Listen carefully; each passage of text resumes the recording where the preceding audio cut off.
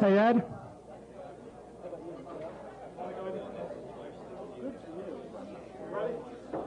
Okay, folks, we're going to go ahead and get started here.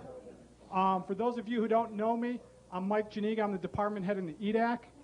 And I'm going to introduce Bob here. Bob volunteered a couple weeks ago to present this briefing. He had no idea that he would get this kind of interest. Fortunately, Bob's comfortable with public speaking. Let's see. I'll ask that you hold questions till the end. There's a lot of folks here, and if we start asking a lot of questions throughout the briefing, it can really bog us down. A little bit on Bob's background. He's been with MITRE for 2 years. He's been supporting the Army CIO office in regards to cleaner Cohen compliance. Prior to coming to MITRE, Bob was with the State Department for 20 years and held assignments in Iran, Thailand, Austria, and Argentina. Bob's experience with Afghanistan was actually in the Peace Corps before he joined the State Department. With that, let me turn it over to Bob. Well, thank you. My last overseas assignment, just to add to that list, was in Belgrade, Serbia. I spent 3 years there during the war in Bosnia. So I've been to a lot of garden spots in my career. Well, you're beginning to know more and more about Afghanistan. You're reading about it in the newspapers. I'm going to go over some issues fairly quickly and get to the other areas which I think will be new news for you. Afghanistan is a country about the size of Texas in South Asia. It's landlocked. You've got a long border with Pakistan to the south, Iran to the west, a little bit of China to the east. You have this little corridor of land here. When you talk about buffer states, this is the archetypical buffer state. This little piece was added on to create a buffer between Russia and the British Empire. And these former Soviet republics of Tajikistan, Uzbekistan, Turkmenistan form the northern border, but along the border is the Oxus River. It travels right along here and forms the northern boundary. Over here on the Iranian side, it's mostly desert. Down here, it tends to be mountainous valleys. Here is the famous Khyber Pass, right here. And this is the traditional gateway to get into Afghanistan. There are very, very few roads in and out of this country.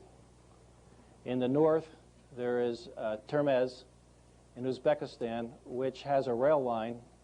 This is where the Russians entered the country. They built a bridge, the only bridge across the river to get into the northern part of Afghanistan. There's a huge mountain range that runs east and west across the country. It's called the Hindu Kush, and Kush means kill. So this is a place that traditional armies coming north would stop because the high mountains, 12,000 to 20,000 feet high. The Russians built a road back in the early 60s from their territory to Kabul, which is right here, over the Hindu Kush Mountains. It's an engineering masterpiece. It's the highest pass in the world. The road goes over 12,000 feet high. Unfortunately, because it goes over the mountains, it's also very easy to interdict. And in fact, it's just as bad as coming from the south up through the Khyber Pass. The Khyber Pass, as I said, is where the British traditionally tried to enter the country. And it's a very foreboding place. The pass is about 30, 40 miles long. It narrows down to 15 to 20 feet wide in places. Steep cliffs, 600 to 1,000 feet high on either side, and it goes on for mile after mile after mile. It's a very foreboding place. Any little place where it's a level ground is full of dragon teeth, concrete dragon teeth, and the hills have forts on it all along the whole length. But what makes it really creepy when you go through there is the number of monuments that you come across. Here was the last stand of the British 54th Regiment. There was the last stand of the British sapper division or whatever. They had so many military disasters through this area, which we'll go into in a little bit of detail, that at times in history you would crunch on the bones of the soldiers as you walk through the pass. So it's not any place that you'd want an army to go through if you had a choice.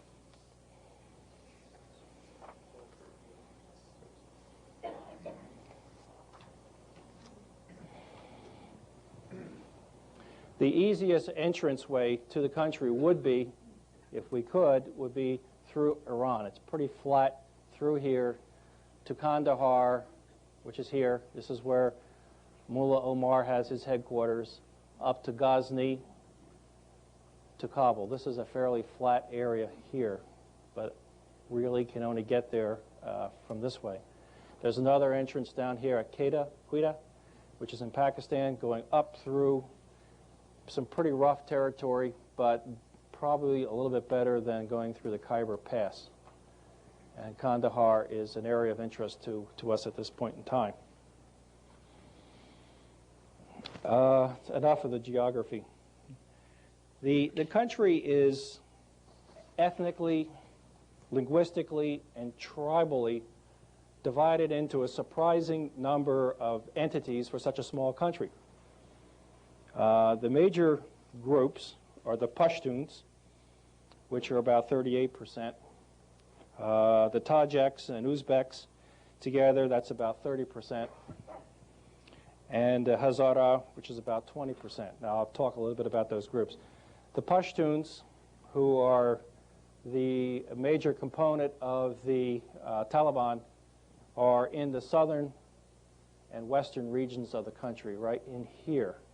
Now, I will say that this Pashtun area extends far into the northwest frontier province of Pakistan. So this area here is all Pashtun-speaking area.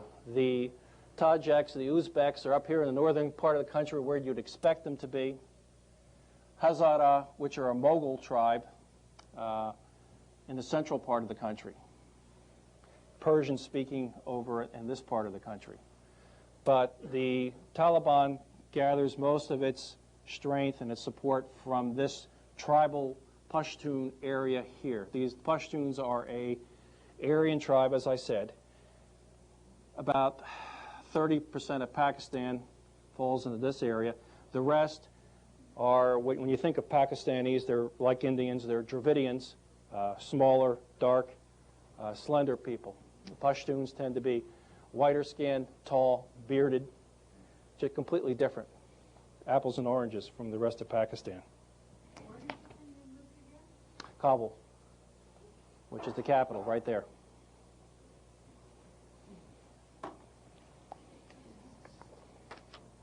This tribal area, I want to point out, has never been under the control of the central government of Pakistan or the British before them or the government. When you travel from Peshawar up towards the Khyber Pass, you pass a sign that says, "Warning, pass this spot, travel at your own risk. Government writ does not go past this place." It's all tribal area in here. So when you hear about people saying they're going to close the border, that's really a joke. What they mean is they're going to close the few recognizable passes that they control, and all the rest of it is still wide open for anybody and anything to go back and forth. People speak Dari, which is an older variant of Persian. They're mutually intelligible. People who speak Persian can speak Dari and understand it. They just have a funny accent, like English and Scottish, I would say, thereabouts. The Pathans, the Pashtus, speak a different language called Pashtu. And then there's about 70 other languages spoken in this area. And I think probably the reason for that is that this has been at the crossroads of the world. This is part of the old Silk Route between China and the West. The caravans used to come through this area, down through this area, and out that way. So it's also seen a lot of invasions. First one that we know about is Alexander the Great in about 375 BC, traveled through this area and left little traces of his civilization here. You can still see some ruins of Greek temples. And I've got some slides here which can show you maybe before and after what the people live like now as compared to 3,000 years ago, 2,000 years ago. So you've had the Moguls. Genghis Khan came through here, left some people here. You had the Persians coming the other way, and you had Turkoman tribes also through this area. So it's a very mixed area. The population is entirely Muslim.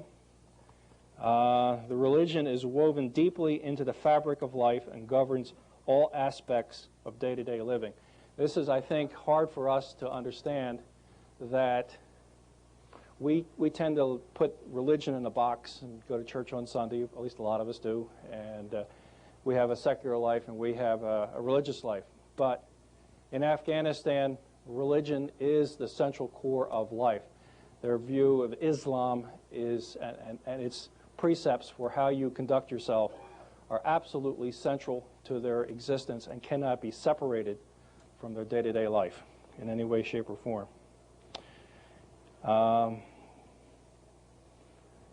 There's no leftover colonial institutions or infrastructure in Afghanistan as there was in India or most places on the earth, most of Africa even. You had institutions of law, roads, courts, parliaments, artifacts left over from some colonial period. None of that exists in Afghanistan. When I was there, I had to go to the foreign ministry to get a visa renewed in my passport. And the whole foreign ministry, this is in the early 70s, had one manual typewriter, no filing cabinets. Most things were written in longhand, rolled up in scrolls, and put into cubby holes. And they would use a red tape to tie up the records. And this is where the expression red tape comes from, by the way, from the bureaucracy. So it's a very primitive place in that sense. Generally speaking, there's no law and order as we perceive it in the West. Each and every house in the country is a fortress, and each family, clan, and tribe controls the environment to the extent that it has guns and fighters to do so. Revenge is an important part of the system of justice. A crime against one family can be avenged by an attack against any member of the perpetrator's family, so that if you were to kill a man, then that man's family could take revenge not necessarily on you. You probably fled off somewhere, but your uncle, your cousin, it didn't make any difference. But revenge would be taken. And this, paradoxically, does tend to keep down crime, because you have to think not only what the consequences will be to yourself, but your entire extended family as well. Pashtuns are heavily armed. Tribal Pashtun would no sooner leave the house without his rifle and a few other guns than he would with his pants. It's just an absolute physical part of his body. You see them going through the market in the town, they always have their rifle, and if they were to lift up their shirt, there would be a few more guns stuck in there as well. It amazed me when I was in Kabul back in the early 70s to see men wearing swords. And what amazed me even more was to see some people wearing chainmail shirts. Chainmail. I don't think they wear chainmail anymore, probably. They have better things than that. Infant mortality is about 50%. This explains I think it goes a long way towards explaining the life expectancy of 46 years. But that's kind of skewed, because those people who do live past their infancy are really tough, and they live a long time. They're really tough. What do I mean by that? It's very common, I would see old men and kids walking barefoot in the snow. These people are really physically tough. Income is hard to measure in our context. I've seen per capita figures of $800 per year, but I think that's wildly inflated. I think a closer proximity is about $120 in our terms per year. The average Afghan lives on a diet of bread, which they call naan, and tea. That doesn't mean that bread and tea make up a big part of their diet. I'm saying that makes up their diet. That's what they live on. Several pounds of bread and tea with sugar in it. And believe it or not, you can live on that kind of a diet for a long time. Whole wheat bread. If the family has any extra money, you can take some lamb fat to the baker and ask him to put that in the khamir, the dough, and that gives a little more protein to the bread. Meat and vegetables are a rare and expensive treat in that part of the world. This kind of a diet's really not that unusual. I don't know if you're aware of it, but the Irish, up until the time of the potato famine, used to live on potatoes, several pounds of potatoes per person per day. So it's not our vision of a diet. Personal hygiene items such as soap and toilet paper are unimaginable luxuries never used or seen in the country. Published figures claim an illiteracy rate of 75%. I believe it's more like 95% illiterate, if only because for the last 20 years of fighting and war, most of the schools have been closed. What is surprising to me, or I found very surprising, is that people there can't even count. You think of counting as sort of innate, that you just know how to count. They can't count because they never went to school to learn it. So when they go to the market, they would have a stick with notches on it, and by counting actual lines, they could keep track of their money and change and things like that. So that's how uneducated the people tend to be there. Very few people know their birth date. When I told my students that I knew my birth date, they found that hard to believe. America is a very vague concept, not a country. Very few would have heard of New York, the Pentagon, or the World Trade Towers. Very, very few. Let's get a little bit into the history. Afghanistan has also often been called the crossroads of Central Asia. Marco Polo traveled on his way to China. Ancient Buddhist monks traveled up through here going to China. Here's Bamyan. This is where that famous Buddha was before the Taliban blew it up. There was a big monastery here. I have some pictures of that. We'll see them later. But being a crossroads, you suffer. We talked about the different armies that have come through and the wars that have occurred. In AD 642, the Arabs invaded this region. But they didn't stay very long. They were displaced by the Persians, then Turkic tribes, then Mongols. And now, in 1747, Ahmad Shah Durrani, a Pashtun, was elected king by a tribal council, which is what the United States and our allies are trying to set up now, another tribal council to maybe elect a new government for the country. But in 1747, a king was set up for the country, a native Afghan, whose name was Nader Shah. And from that time up until the communist coup in 1978, all the kings of Afghanistan came from that one tribe. In the 19th century, Afghanistan quickly found itself between the expanding Russian and the British empires. The struggle for influence between these two powers would last more than 100 years, and is commonly known as the Great Game. We could talk all day just on this. British attempts to put a puppet ruler in place led to the First Anglo-Afghan War, resulting in one of the biggest debacles in British military history. And I'm sure you've heard now that they lost an entire army, save for one man, in the fight at that point in time. Let's see if I have a picture of that.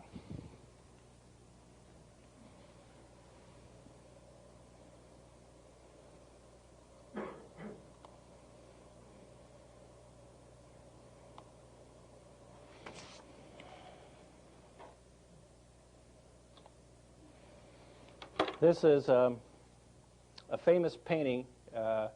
Any British citizen would recognize it immediately.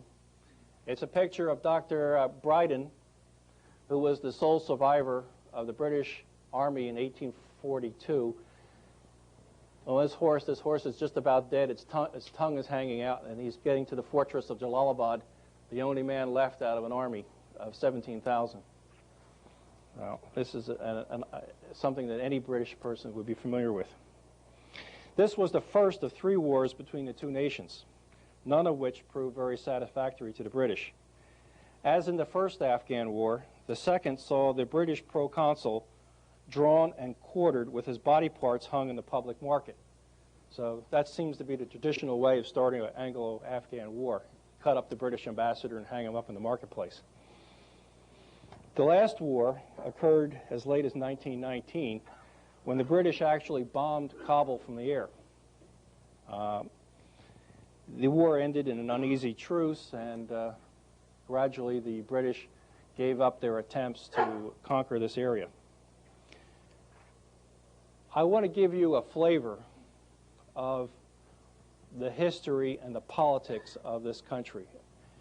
I'm going to shoot off a lot of names and dates at you, and it's not necessary to remember these names and dates, but I just want you to listen to the flow, almost like a poem, of what it's like to be a ruler in this part of the world.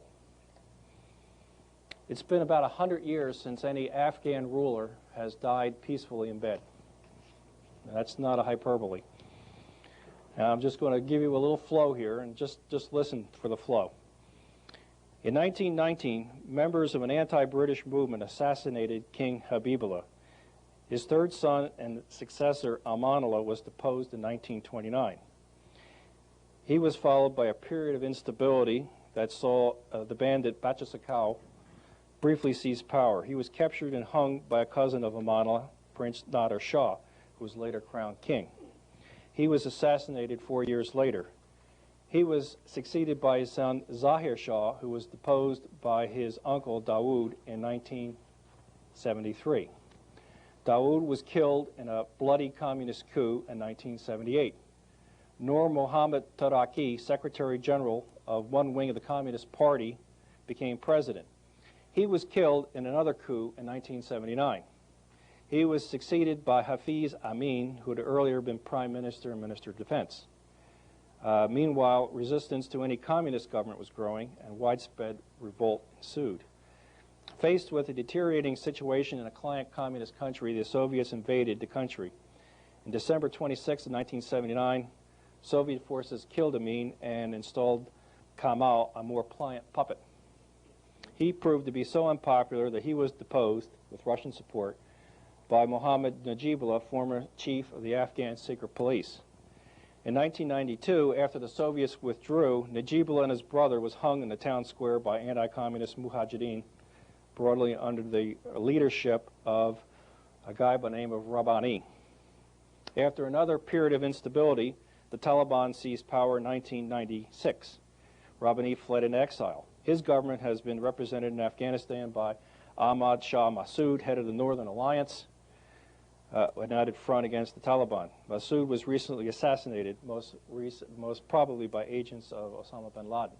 So you can see that to take on the job of king or ruler of Afghanistan is not something that would make your insurance company very happy.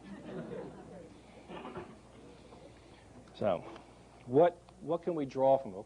What conclusions can we draw from all this? Well, our forces. Now, I have to stop and say here that these opinions and conclusions are my own personally and do not reflect the views of MITRE Corporation in any way, shape, or form. Our forces will be able to capture and hold any piece of ground that they wish, but only as long as they physically occupy that space. They can take any ground they want, but only as long as they physically stand on it. The United States can exploit ethnic and tribal divisions. The Northern Alliance is one such group already fighting the Taliban. Most of its fighters are Tajik and Hazaras from the northern part of the country, which means that as that Northern Alliance tries to move further south into the Kabul area, the amount of resistance they're going to come up against is going to increase logarithmically. Right now they're fighting on their own tribal home turf, so to speak, and it's not too bad, but just moving another 30 miles south is going to be one hell of a battle. Now, this is something that you've been hearing more and more about. Given the drought and the lack of resources, over 1 million Afghans will starve to death over the next few months. They won't be hungry, they won't be suffering from famine, they will be dead. The country is so poor, resources are so limited, and the weather is so tough there. In another 2 or 3 weeks, most of the mountain roads will be closed because of the snow. So it'll be impossible to get food into these areas even if we wish to. 1 million tons of food will be needed between now and next May, June. And that assumes that the spring planting will occur, which is not something I would want to bet on. So an add-on point, if we do manage to bring in this food, don't expect any gratitude. You will not get one person to thank you, and more likely than not, they will bite the hand that feeds them. Their cultural mentality is such that to take the food in the first place is very demeaning. And second of all, altruism is not a quality that they understand very well. They would assume that there's some ulterior motive for the West to supply the food to them. So don't expect any gratitude.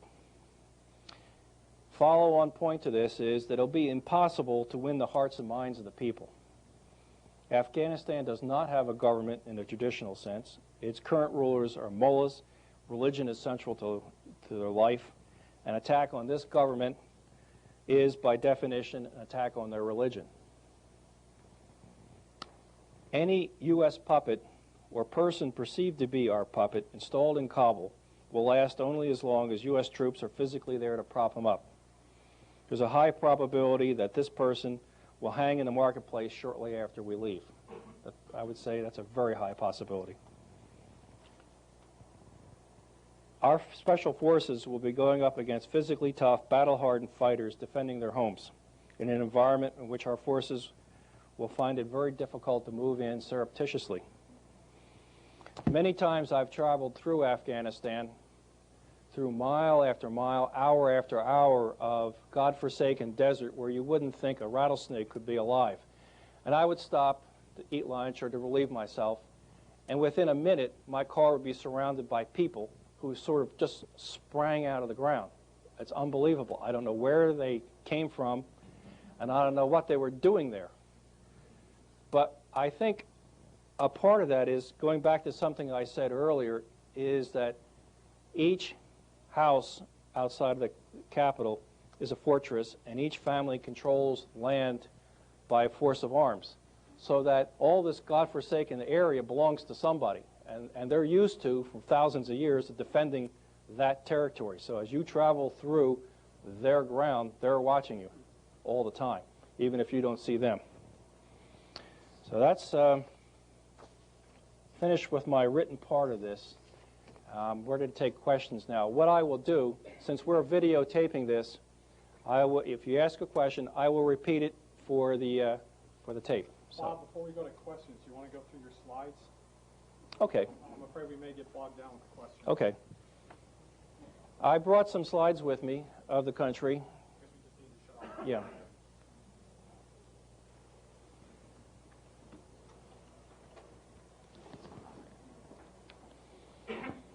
They don't map particularly well to the talk that I just gave, but I think they're worth seeing anyway. I'll keep them short, only about 15 or 20, so you shouldn't fall asleep. This is the airport in Kabul, Afghanistan. I show this for two reasons. One, it's an area of interest of ours. This runway, as you can see, is in a valley surrounded by mountains. It's no place where you would want to put an Air Force of effort. That's number one. And the second point is how barren and desolate this place is. I think one of the reasons it's so barren and desolate is that the people raise sheep and goats, and these animals crop down anything green that pops up immediately. When I was living in Kabul, people would knock on the door of my house, and they would offer to pay me money to cut my grass. They'd offer to pay me money because they would feed the grass to their animals. People would also come to my door, knock, and offer to pay to clean out my outhouse because they would take the night soil and use that on the crops.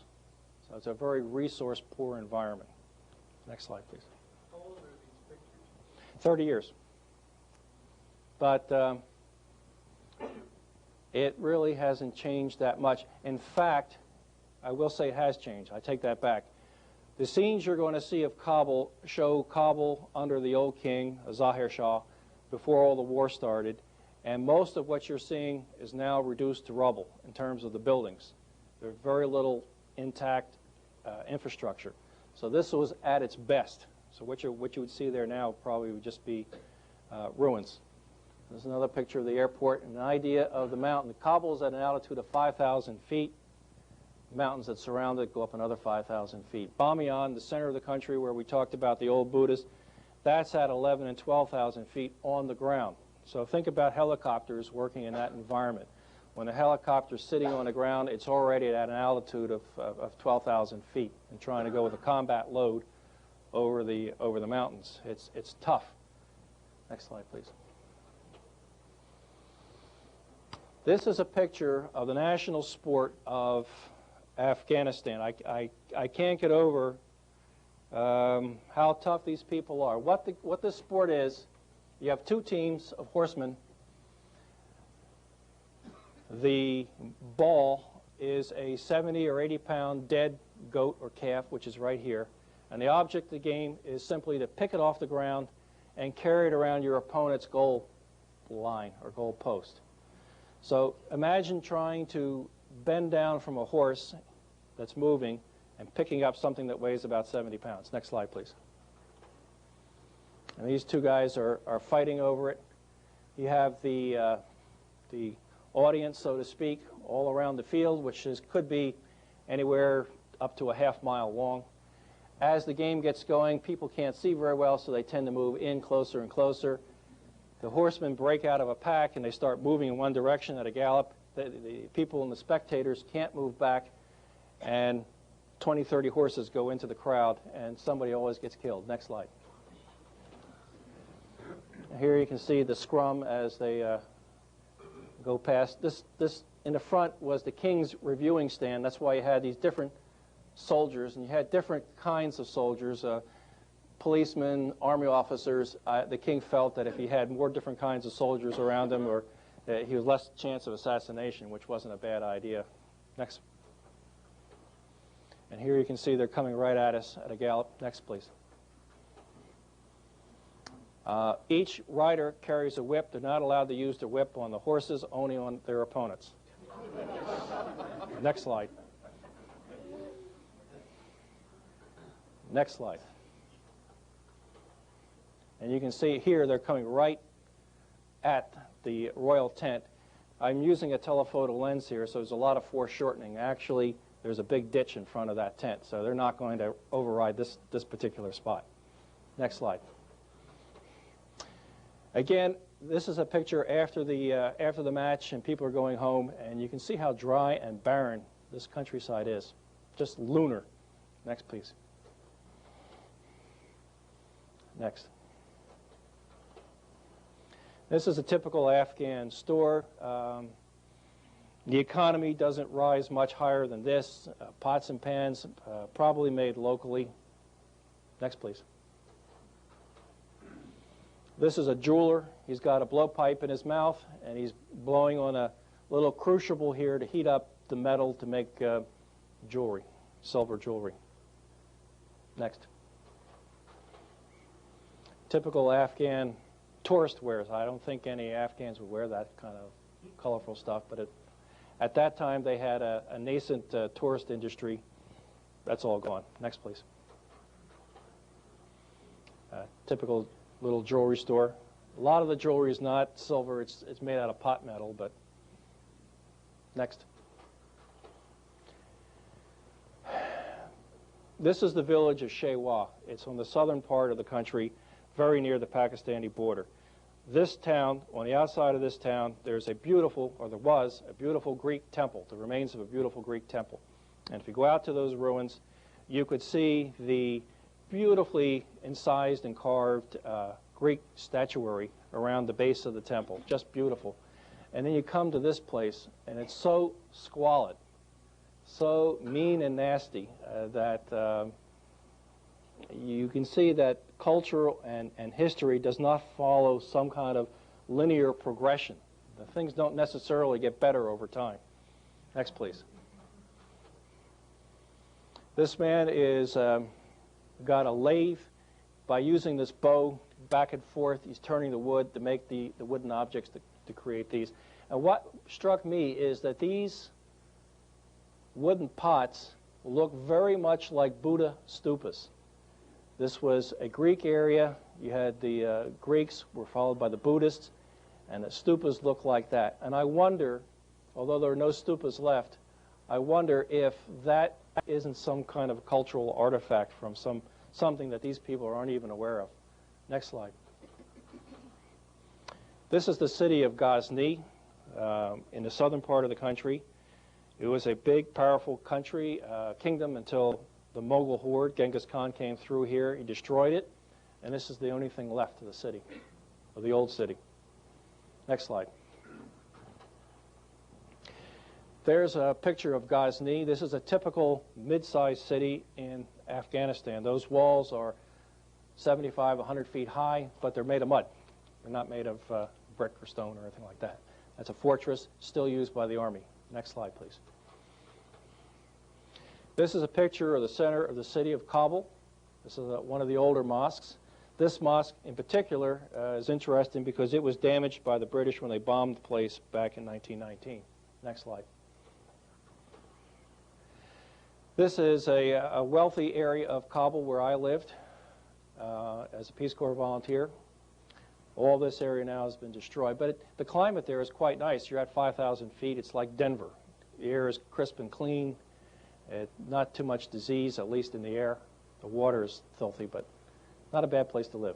Next slide.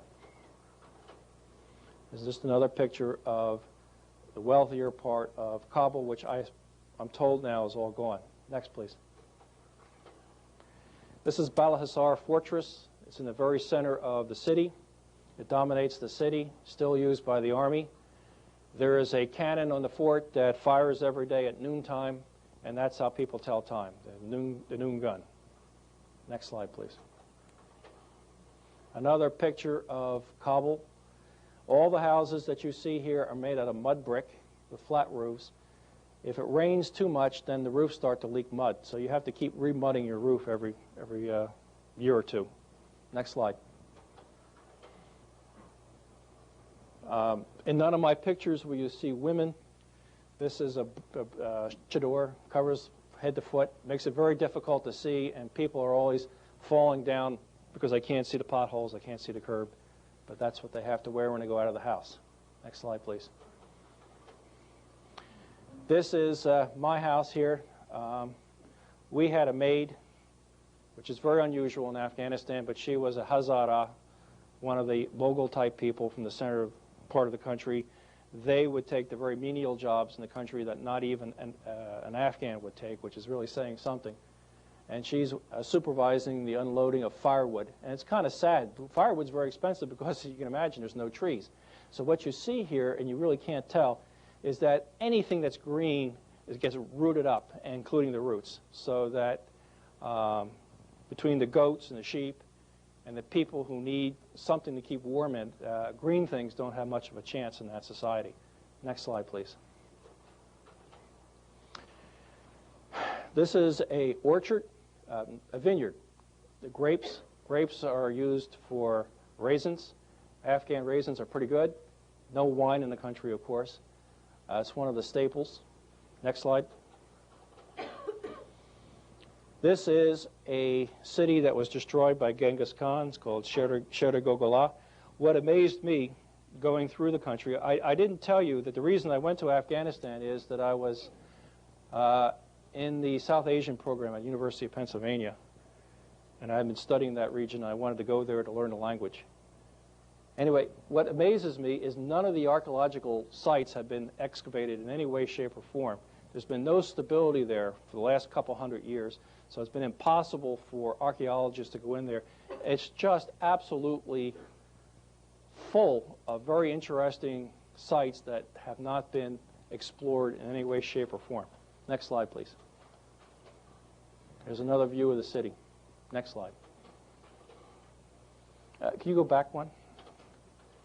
You can tell this is a very old city simply by the height, as these old sites throughout the Middle East were destroyed and rebuilt and destroyed and rebuilt. They form an artificial mountain over time, and this would represent a couple thousand years to get up to that height. Next slide, please. And then the next one.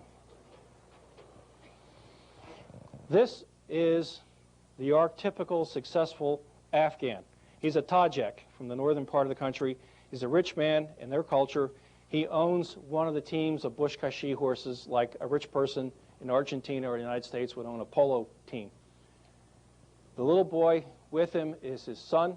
He's very proud of this boy because he's an old man and he's got 4 wives, and that's just his latest child.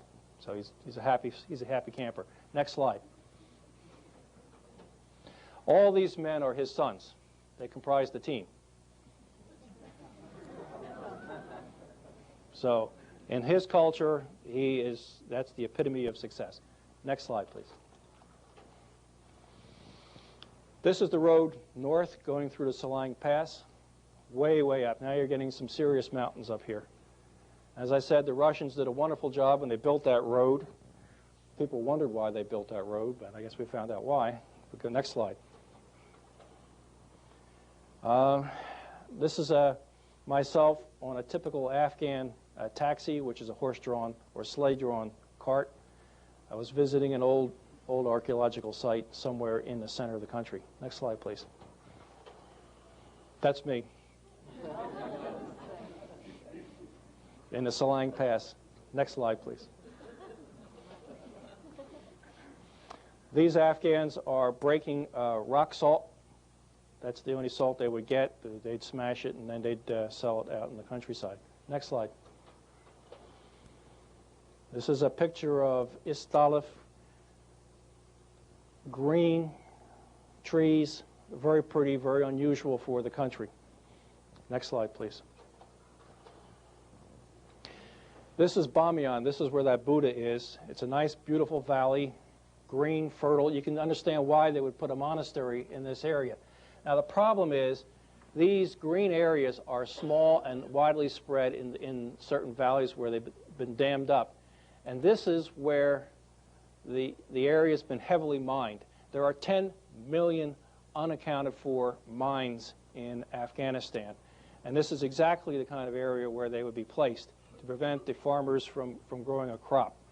And this is one of the reasons why they have this terrible drought there, famine. Next slide. You can see this is the wheat crop, the scarecrow. And where there's water, there's green, and when there's not, there's not. But you can see this is all erosion. At one time, these hills were probably all covered with forest and trees, and they've all been, because of poor land management over the centuries, just completely denuded. Next slide. There's the Buddha. It's very difficult for you, again, I'm using a telephoto lens, to see how really big this statue was. You can barely see an opening right here at the base. That's big enough for a tractor-trailer truck to drive through. It is possible to go up through the caves where the monks would live, all the way up through and stand on top of the Buddha's head. Next slide, please. This is one of the smaller Buddhas along the side of the big one, and some of the caves, some of the fronts of the caves have fallen down and collapsed, but these are little cubicles where the monks would live. Next slide. I'm now standing, when I took this picture, on the Buddha's head. You can see the curve of the arc that sheltered the Buddha, overlooking the valley. Monastery was probably down here somewhere. That arc that surrounded the Buddha's head was covered with beautiful paintings that had been done 2,000 years ago. Next slide, please. Because they were so high and so inaccessible, the Islamic people over the centuries couldn't reach them to destroy them, so they shot at them, and these are just bullet holes at the pictures that they couldn't reach. Next. It's just wonderful art, and it's all gone now. Next slide, please. This is the area around Bamiyan. This is at 12,000 feet. I went there with a group of other volunteers. It's funny, at that altitude, when you're smoking a cigarette, the cigarette burns a funny yellow color. It's really hard to breathe. So you can imagine any kind of military activity up in this kind of a climate. It's not going to be easy. Next slide. Again, just a picture to give you an idea of what the terrain is like. Next. And these are a series of lakes up in the northern part of the country. Even with all that water, there's hardly any green around them. Next. This is a typical Afghan bus. They've stopped to pray on the side of the road. People pray 5 times a day. If you travel on the roof of the bus, it's half price. And if you travel on the bus clinging to the side, it's a third of the price. Next slide. This is Mazar-e-Sharif. This is one of the major cities in the northern part of the country, near the Russian border. I don't know if this mosque has survived or not. I hope it has, because it's very old and very beautiful. Next. This is a typical Afghan carpet. When you see this deep red with black, these are called elephant footprint pattern. That's Afghan. Can only be Afghan. Next. Typical Afghan rug merchant. Next, please. And another typical Afghan store. I think that's the last one. Oh. This man is making, I'm trying to think of the proper word. I think it's flenging. He's taking the flesh off of a sheepskin, so they can use that to make a coat with. They really didn't have the chemicals and the know-how to properly cure and preserve leather like we would do. They make the pristine coats, the nice suede coats with the fur on the inside, but they smell. I had one when I was there. We wore it for 2 years. When I brought it back to the United States, my wife made me throw it away because she said I was bothering everybody with the way it stank. Didn't notice it over there. Next slide, please. Typical Afghan means of transportation. Next. This is a chai-hana, a tea house. These are Pashtun tribesmen having their tea. The only thing to get in a restaurant like that would be kebab and tea, and very often they would simply drink the tea right out of the spout without a cup. This must be an elegant restaurant. Next slide. And that's it. Now I'll take questions. Yes? What people and part of the country would Osama bin Laden feel comfortable among? Wouldn't you feel comfortable should be sheltered by? He's comfortable amongst the Taliban, who are the Pashtun tribes in the south and western part of the country, extending into the northwest frontier province of Pakistan. Next question. Could you throw some light on women's life there and how the marriages are arranged? Yes. The question was, could I throw some light on the role or the life of women in this culture? And the life is very, very poor and short.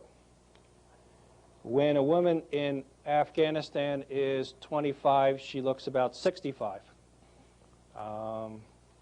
They have babies one after another. Marriage usually occurs at age 14. There is no love between a husband and a wife. That's just an alien concept.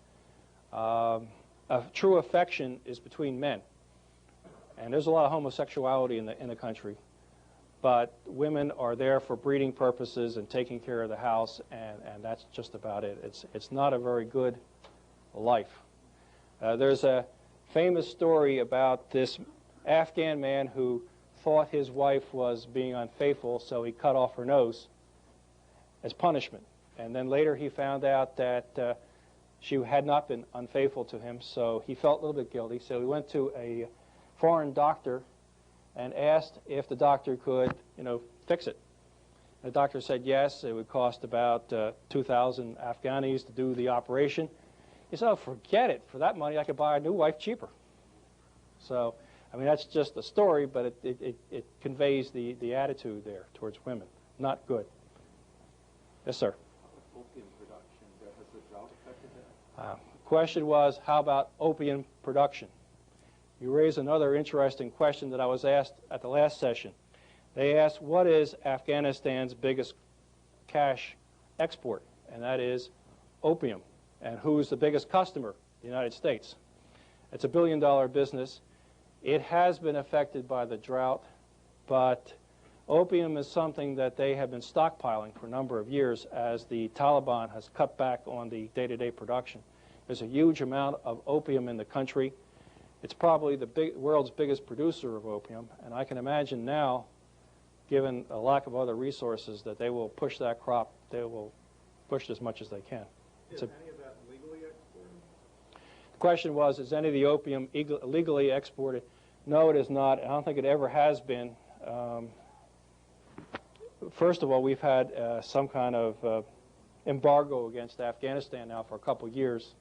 And even before that, I think most of it was illegally exported, mostly through Iran, but also northward through the former Soviet republics. Sir? What was your role there in the Peace Corps and how that worked with the feeling against altruism?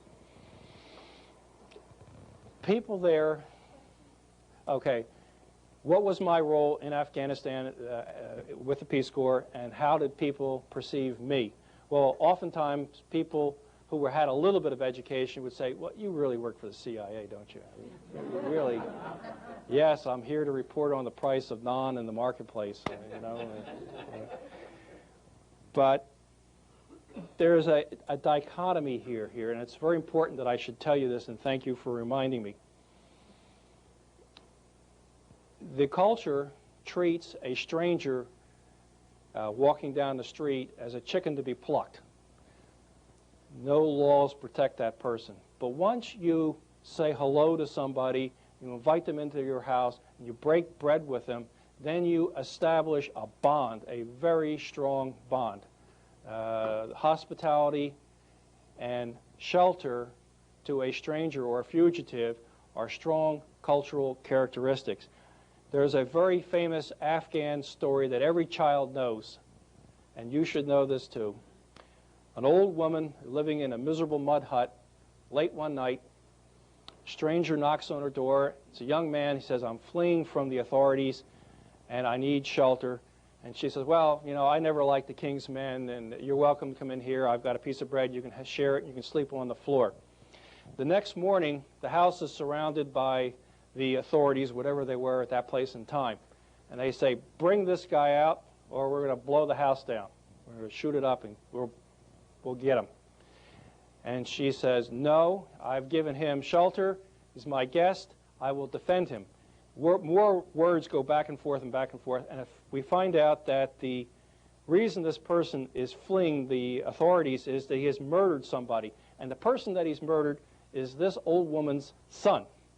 And they tell her that, and she says, doesn't matter, I've given him shelter, I will defend him with my life. Now, think about Osama bin Laden. Are they going to give him up? They might ask him to reconsider leaving on his own, but culturally, absolutely impossible for them to turn him over. He is married to one of the daughters of the ruling mullah? I've heard that. The question is he married to one of the daughters, did he marry one of the daughters of the ruling mullah? And I've heard that, yes. I heard that he married the 14-year-old daughter of Mullah Omar. Possible, I have no way of proving that. Sir?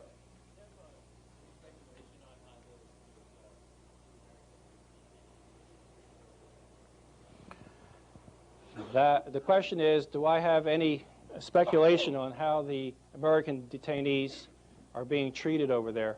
I don't know. That's a real wild card. I think if chaos descends on the country, their fate could be very grim. Very, very grim. It's against the law to proselytize, of course, in that country. And that's apparently what they were doing. They were part of a church group giving out food in Afghanistan.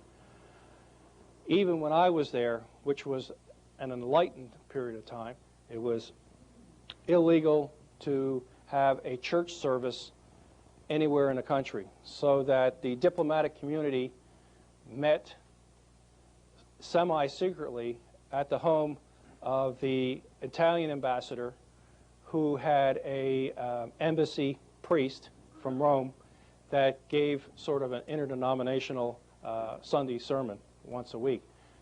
No church could possibly exist in Afghanistan, and proselytation is something that would be very harshly punished. Next question. What's the relationship like between a father and daughter? The question is, what is the relationship between a father and a daughter? Not very much, really. I mean, the child raising was something for the women to do, and really did not concern the men.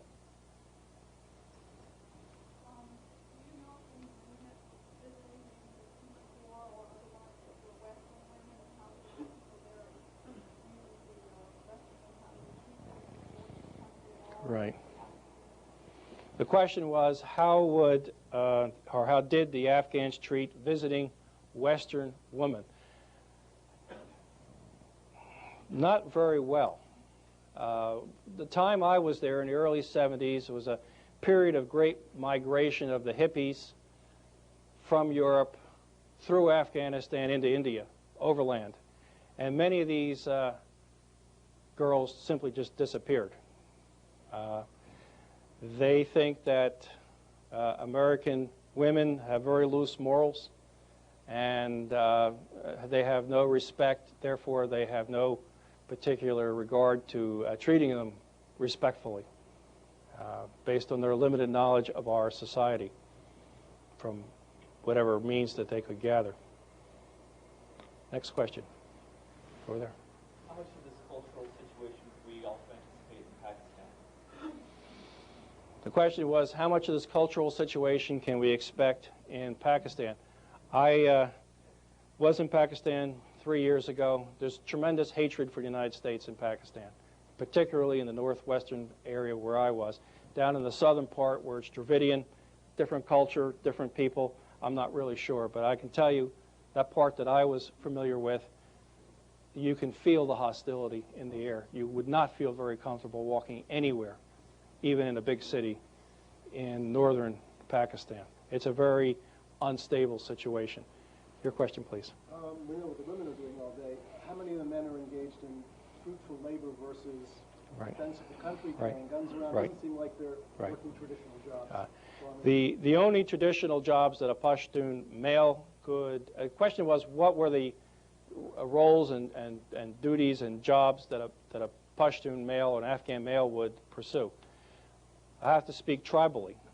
A Pashtun male would be either a farmer or a herdsman of some sort. They were the only two outside roles that they would pursue other than being a warrior.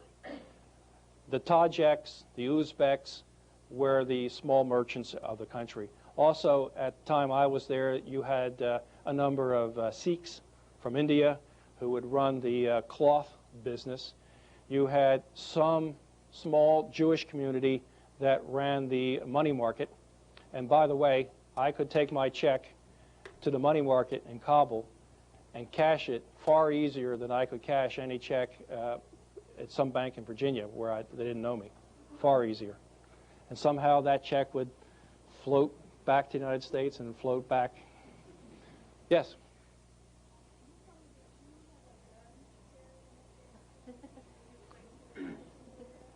The question was, did I carry a gun? No, I did not carry a gun. I didn't know how to use a gun, and that would be against every Peace Corps precept in the world. In fact, we used to joke that if you were shot by an Afghan, please make sure that you fell away from them, because your blood would be polluting them. So please try and fall the other way.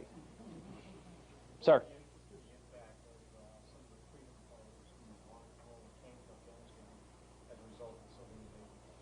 That's a very good question. The question was, what is the impact of the foreign Islamic fighters coming to Afghanistan? How are they fitting into the society? That's a very difficult question for me to answer because that happened after I left.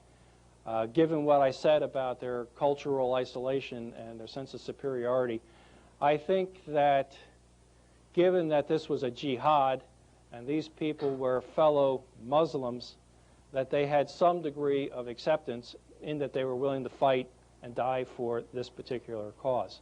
But it must have been very difficult, I would think, for the rich Saudis to come there and fight. When I was there in the early 90s, working for a UN contract, I would see them coming into the hotels in the Quetta area. They'd take off their gold Rolex watches and their Western clothes, and they'd put on the robes, and then they would go across the border. You had to make quite a commitment to change your life from a rich Saudi to going to fight in Afghanistan. So they seem to be accepted, and they seem to be, some of them have settled there and married into that culture. But it's a tough, must be a very tough adjustment for them. Sir, and then we'll have one more after this. One of the theories that's been mentioned already is about paying off funds to the Taliban would be maybe talk about the poppy fields. Yeah. They're actually bombing them and that to cut off their ability to use those as income. I was curious, you talked about the tribalness everywhere. Do you think they're actually under the government's control, or are they actually under the control of individual tribes? The question is, are the various tribes under the control of the central Taliban government? The answer very simply is only to the degree that the tribes want to be. It's not a government in the sense that we have a government, and the Taliban doesn't have an army in the sense that we have an army. Whether they pay their army anything or not, it doesn't matter. They'll still have the same army.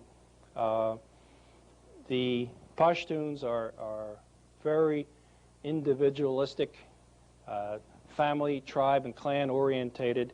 They'll fight for the common cause without any central government. And that's what makes it so difficult to replace the Taliban with somebody else. If we do manage to eliminate this half dozen mullahs, other people will just take their place. There's no head to cut off, or very little head. Last question. So what is the military strategy that you do to deal with Afghanistan? You just not go in? Is there something you can do given the task that seems to be before our military? The question was, what should our military strategy be going into Afghanistan? I don't think that I have the answer for that one. If I did, I'd be happy to share it with anybody. It's a very tough situation. Probably the end result will be anarchy. We can push the Taliban out of Kabul. We can install a Northern Alliance government, and maybe even with the old King Nader Shah, who's in his 80s, as the titular head, but we can't make it stick one day after we leave there. And then it goes back to being the same anarchistic society that's always been. We're not going to remake that. So keep our goals modest would be my suggestion. That's all. Thank you very much. Thank you. I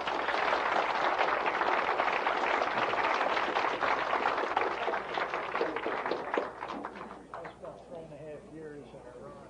Did you really? It looks identical.